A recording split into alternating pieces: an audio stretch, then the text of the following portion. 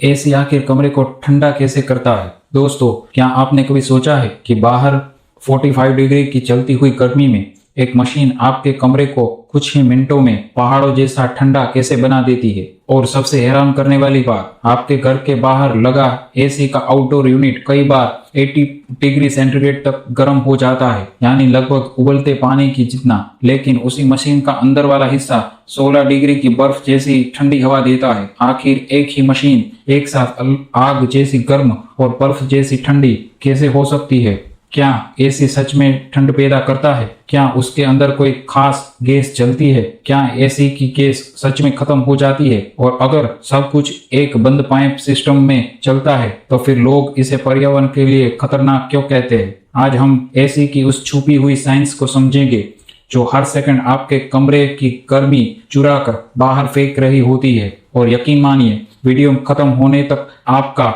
AC देखने का नजरिया बदल जाएगा। एसी असल में करता क्या है? सबसे पहले एक बहुत बड़ा मिथ क्लियर कर देते हैं। एसी हवा को ठंडा नहीं बनाता, बल्कि आपके कमरे की गर्मी को बाहर निकालता है। जी हाँ, एसी कोई कोल्ड जनरेटर नहीं है, यह असल में एक हीट ट्रांसफर मशीन है। इसे ऐसे समझिए, आपका कमरा गर्म पानी से भरी बाल्टी है, तो एसी उस बाल्टी में बर्फ नहीं डालता, बल्कि धीरे धीरे गर्मी को बाहर निकालता रहता है। और यही है एयर कंडीशनर की असली साइंस। एसी के अंदर क्या होता है? अब सवाल आता है, आखिर यह गर्मी बाहर जाती कैसे है? इसके लिए हमें समझना होगा एसी के 4 सबसे महत्वपूर्ण हिस्से: compressor, condenser coil, expansion valve, evaporator coil. और इन सब के बीच दौड़ती है एक खास गैस जिसे कहते हैं रेफ्रिजरेंट। आजकल ज्यादातर एसी में R32 जैसे मॉडर्न रेफ्रिजरेंट्स इस्तेमाल होते हैं। एसी का दिल, दोस्तों, अगर एसी एक इंसानी शरीर होता तो कंप्रेसर उसका दिल होता। यही पूरा सिस्टम चलता है। Compressor low pressure refrigerant gas को खींचकर उसे बहुत ज्यादा प्रेशर में कंप्रेस करता है। और फिजिक्स का नियम कहता है, जब किसी गैस का प्रेशर बढ़ता है तो उसका टेम्परेचर भी बढ़ता है, यानी कंप्रेसर से बाहर निकलने वाली गैस बेहद गर्म हो जाती है, कई बार 70 to 80 डिग्री तक। और यही वजह है कि एसी का आउटडोर यूनिट इतना गर्म महसूस होता है। कंडेंसर कोइल का खेल, अब यह गर्म गैस पहुंचती है कंडेंसर कोइल में। यही आउटडोर यूनिट के पीछे लगी कॉपर कोइल होती है। वैसे आपने नोटिस किया होगा, कंपनियां अक्सर लिखती है 100% कॉपर कंडेंसर। क्यों?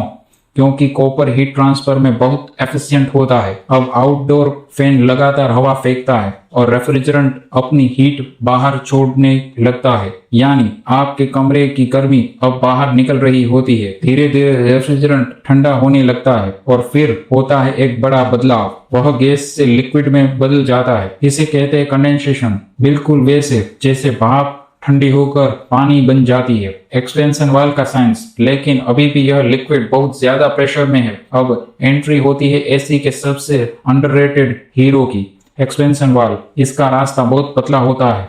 जैसे ही हाई प्रेशर लिक्विड इसमें से गुजरता है, उसका प्रेशर अचानक गिर जाता है और प्रेशर गिरते ही टेम्परेचर भी तेजी से नीचे चला जाता है, यानी अब रेफ्रिजरेंट बेहद ठंडा हो चुका है। असली कूलिंग यहाँ होती है। अब यह अल्ट्रा कोल्ड रेफ्रिजरेंट पहुंचता है इंडोर यूनिट की इवेपोरेटर कोइल में, और यही होता है असली मैजिक। इंडोर फैन कमरे की गर्म हवा को खींचता है और उसे इस फ्रीजिंग कोल्ड कोइल के ऊपर से गुजारता है। अब साइंस का सिंपल रूल, हीट हमेशा गर्म जगह से ठंडी जगह की तरफ जाती है, तो कमरे की सारी गर्मी रेफ्रिजरेंट एब्सॉर्ब कर लेती है और वापस ठंडी हवा कमरे में भेज दी जाती है। यानी एसी हवा में बर्फ नहीं मिला रहा, वह आपकी हवा से गर्मी निकाल रहा है। एसी से पानी क्यों निकलता है? अब एक बहुत इंटरेस्टिंग सवाल, एसी से पानी क्यों टपकता है? क्या एसी पानी बनाता है? टेक्निकली हाँ, जब गर्म हवा ठंडी कोयल से टकराती है तो हवा की मॉइस्चर पानी की बूंदों में बदल जाती है, बिल्कुल वैसे जैसे ठंडी बोतल के ऊपर पानी जमा हो जाता है और यही पानी ड्रेन पाइप से बाहर निकलता है। यानी एसी सिर्फ कूलिंग नहीं करता, बल्कि ह्यूमिडिटी भी कम करता है। क्या एसी की गैस खत्म होती है? अब आते हैं सबसे फेमस मिथ पर, एसी की गैस खत्म हो गई। दोस्तों, सच्चाई यही है कि एसी की गैस नॉर्मली खत्म नहीं होती, क्योंकि रेफ्रिजरेंट एक क्लोज्ड लूप में घूमता रहता है। वह चलता नहीं, कंज्यूम नहीं होता, बस बार बार गैस और लिक्विड में बदलता रहता है। गैस तभी कम होती है जब कहीं लीकेज हो, इन्वर्टर एसी बिजली कैसे बचाता है? पुराने एसी में कंप्रेसर सिर्फ दो काम करता था, ऑन या ऑफ, लेकिन इन्वर्टर एसी स्मार्ट तरीके से कंप्रेसर की स्पीड कंट्रोल करता है। जब रूम कूल हो जाता है तो कंप्रेसर बंद नहीं होता, बस धीरे चलने लगता है। इससे बिजली कम खर्च होती है, टेम्परेचर स्टेबल रहता है, कूलिंग स्मूथ लगती है।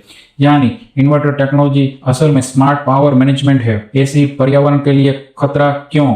अब सबसे जरूरी सवाल, अगर एसी इतना शानदार है तो लोग इस एनवायरनमेंट के लिए हार्मफुल क्यों कहते हैं? दो कारण। पहला, इलेक्ट्रिसिटी कंजप्शन, जितना ज्यादा एसी इस्तेमाल होगा उतनी ज्यादा बिजली लगेगी, और दुनिया में बहुत सी बिजली आज भी कोल से बनती है। दूसरा, रेफ्रिजरेंट लीकेज, पुराने रेफ्रिजरेंट्स ओजोन लेयर को नुकसान पहुंचाते थे। मॉडर्न गैसेस पहले से बेहतर है, लेकिन लीकेज आज भी कंसर्न है, इसलिए सही सर्विसिंग और मेंटेनेंस बहुत जरूरी है। तो दोस्तों, अब जब भी आप एसी ऑन करें और कुछ ही मिनटों में कमरा ठंडा हो जाए तो याद रखिए, यह कोई साधारण मशीन नहीं, यह pressure, temperature, copper coil, refrigerants और थर्मोडायनेमिक्स का एक इंजीनियरिंग मास्टरपीस है। आपका एसी ठंड पैदा नहीं कर रहा, वह आपकी गर्मी चुरा रहा है और उसे आपके घर से बाहर फेंक रहा है। अगर आपको यह वीडियो पसंद आई हो तो लाइक जरूर करें और कमेंट में बताइए आप यह वीडियो किस शहर से देख रहे हैं, और ऐसी ही अमेजिंग साइंस वीडियो के लिए चैनल को सब्सक्राइब जरूर करें।